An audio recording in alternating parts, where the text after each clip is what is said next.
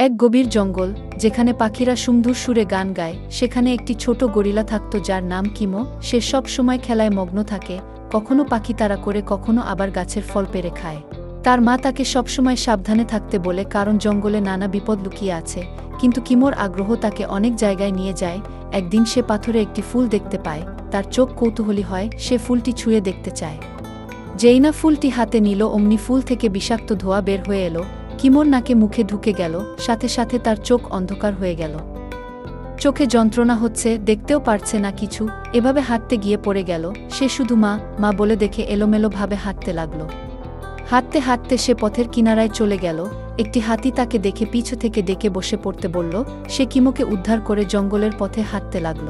হাতি তার অবস্থা জানতে পেরে সিদ্ধান্ত নিল তাকে ঘরে ফিরিয়ে দিবে।